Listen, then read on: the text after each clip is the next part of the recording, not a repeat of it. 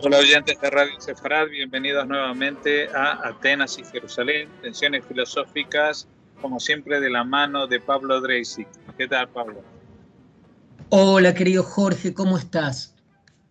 Bueno, seguimos hablando de filosofía y seguimos hablando de un aspecto de la filosofía que está vinculado con la actualidad. Hemos hablado de la enfermedad, hemos hablado de cuestiones relacionadas con el contagio. Hoy vamos a ahondar en ese tema, en el tema del contagio, ¿no?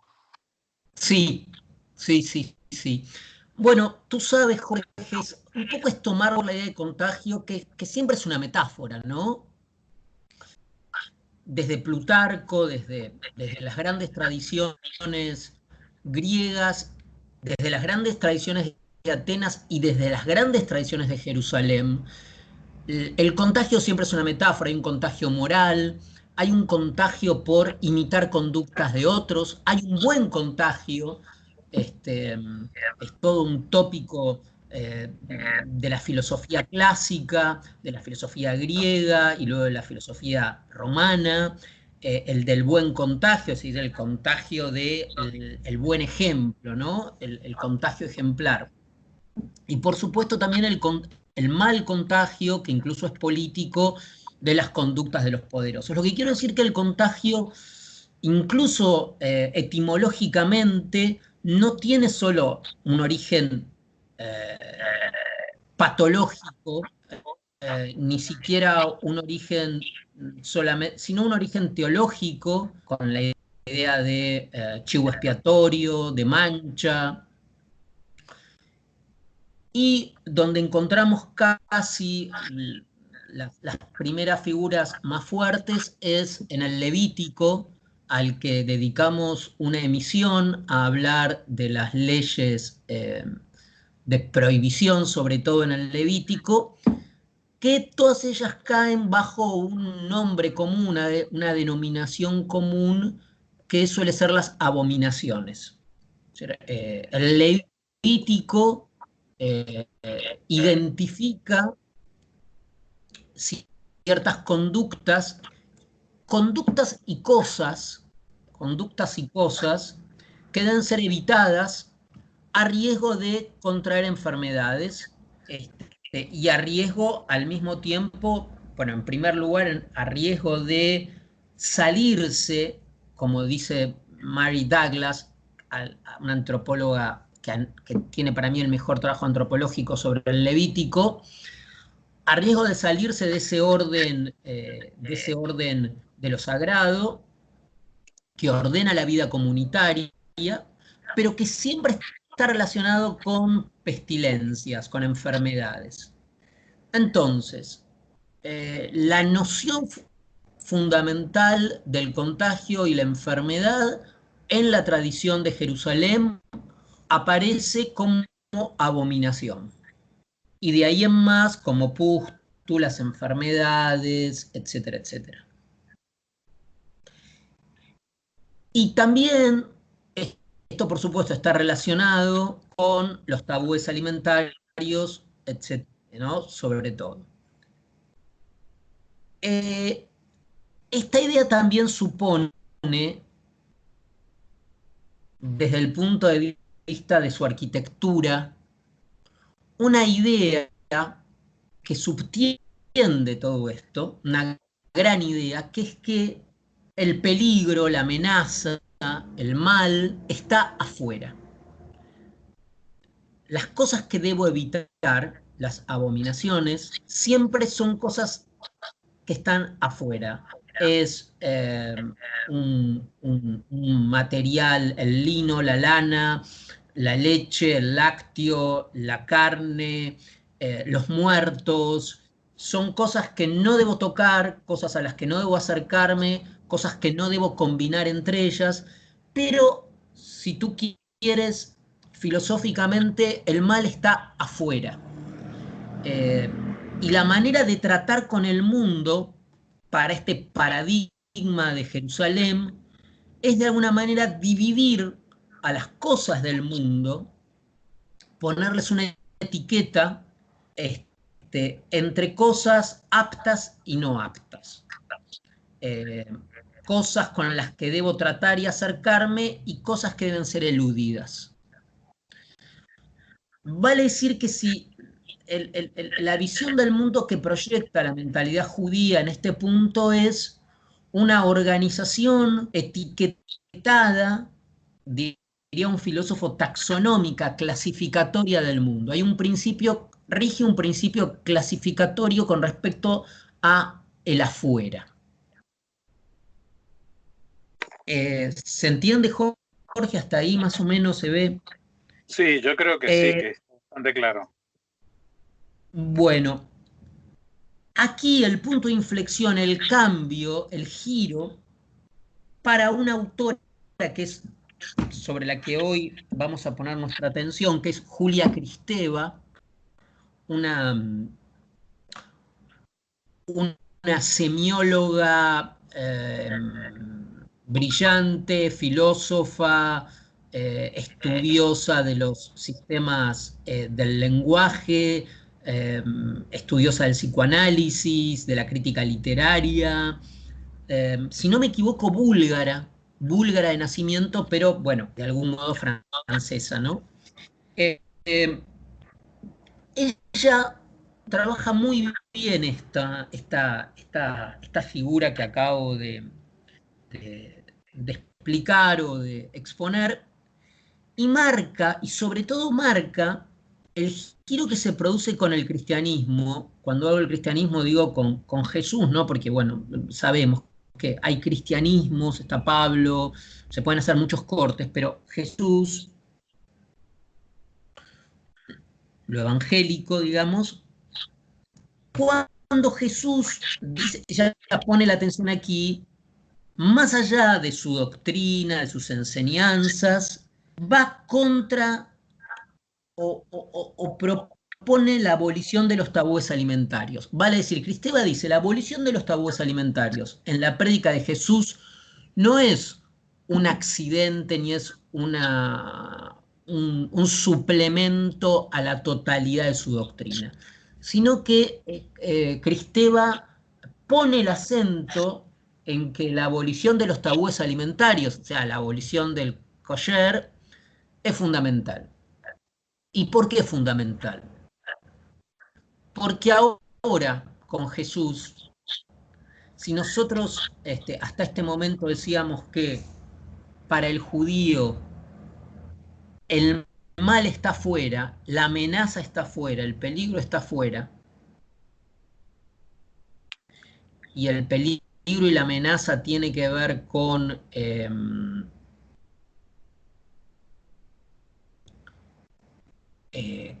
un alimento, por ejemplo, sobre todo, o con un muerto, o con un material que no hay que mezclar. En el cristianismo o con la prédica de Jesús, lo que se va a enfatizar es que el peligro está adentro, no afuera. O sea, hay un desplazamiento del lugar del peligro de lo que amenaza al sujeto. Hoy podría ser el virus, el contagio. Entonces, para Jesús, el peligro está adentro. Voy a leer una frase de Jesús que está en Mateo 15:11, que como frase que es brillante, es una construcción brillante realmente,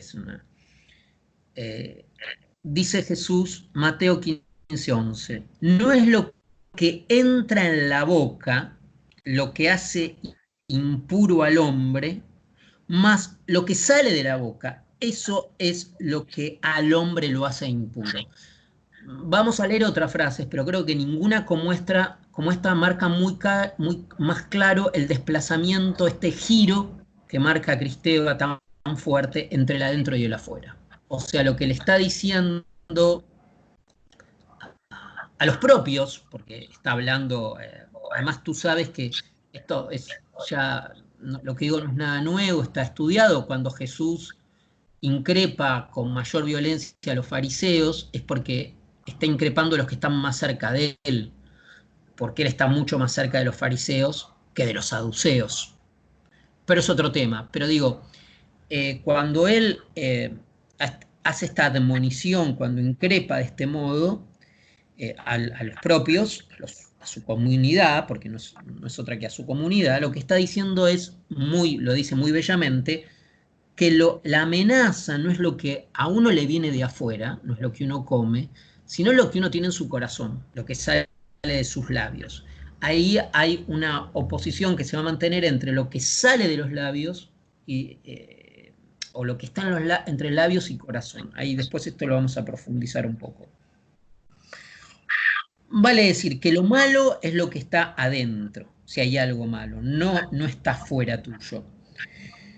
Luego, Lucas 11:41 dice Jesús: sin embargo, dad limosna según vuestras facultades y todo será puro para vosotros. Es decir, esto después va a aparecer con San Pablo: quien tiene un corazón puro, todo es puro. Hay un énfasis en la figura del corazón, ¿no? Esto es algo nuevo. Después vamos a volver a Jerusalén, pero es muy importante ver esta diferencia. Jesús también dice, Mateo 23, 27, 28, hay de vosotros, escribas y fariseos, ven que no les habla a los saduceos, hipócritas, que os parecéis a sepulcros encalados, hermosos por fuera, de nuevo la persistencia de esta metáfora, mas por dentro llenos de huesos muertos y de toda suerte de inmundicia. De nuevo acá hay una idea con lo abyecto, ¿no? Con la suciedad, con la impureza. Así también vosotros por fuera, rayo fuera, parecéis justos a los hombres, mas por dentro estáis llenos de hipocresía e iniquidad. Fíjate, Jorge, que acá se están renovando todas estas figuras que van a ser tan persistentes en la idea del judío, que es la exterioridad, el ritualismo. Y esto termina en la hipocresía. Y Jesús diciendo, lo bueno y lo malo está dentro, el corazón. Para ir redondeando este tema, nosotros, uno diría que en principio lo de Jesús es un avance, porque uno diría, bueno, entre decir que el mal está afuera y ponerlo adentro, la amenaza está dentro o lo malo está dentro de uno, es como decir, no proyectes afuera, el mal no está afuera, está dentro tuyo. Tenderíamos a acordar con este principio. Ahora, también hay problemas con este principio, porque fíjate que esto que tiene mucha sabiduría, lo de Jesús, de que el mal y lo bueno está dentro, va a redundar en que durante siglos la moral cristiana, la moral tanto protestante como católica, y sobre todo en la historia de los santos y en la prédica moral, haya una atención sobre los deseos internos. ¿Qué es lo que deseo? Si lo que está dentro mío es bueno, es malo, etcétera, etcétera. Paradójicamente, el que va a decir esto es Foucault. En La voluntad de saber, va a decir que el sujeto moderno busca dentro, se atormenta, buscando dentro suyo lo que es bueno y malo, porque dentro suyo justamente el poder ha internalizado un dispositivo que hace que él se pregunte a sí mismo si adentro suyo hay un deseo malo o un deseo bueno. Es decir, esta idea de que lo malo y lo bueno pasa dentro del sujeto, nos ha hecho a todos, en tantos, entre comillas, todos somos cristianos porque heredamos una cultura cristiana, heredamos una cultura donde todo el tiempo como diríamos, nos clavamos puñales, nos atormentamos o vamos al psicoanalista. Ahí Foucault le pega un palo al psicoanálisis, donde hacemos este trabajo interno, a veces trabajo y a veces una tarea de zapa y de socavamiento, de golpearnos el pecho y buscar culpa dentro nuestro. Es decir, que hay una doble herencia de que el mal esté dentro nuestro. Y la visión judía ha conformado algo quizás mucho más formal, donde lo bueno y lo malo se organiza en un campo de cosas que uno se debe acercar o no acercar, con lo cual, si uno cumple ciertos protocolos, mitiga un poco la angustia, que en realidad luego este aspecto de la enseñanza de Jesús pasa a Agustín, a San Agustín, donde San Agustín va a decir: dentro mío hay un teatro de fuerzas del bien y el mal que se disputan, y para muchos San Agustín es abre el sujeto moderno, es decir, el sujeto de la interioridad, que tiene una interioridad que habla consigo mismo dentro de sí mismo. Bueno, la de hoy fue una muy densa, digamos, con nociones filosóficas muy densas, pero creo que quizás seguramente se pudo ver bien o se pudo entender.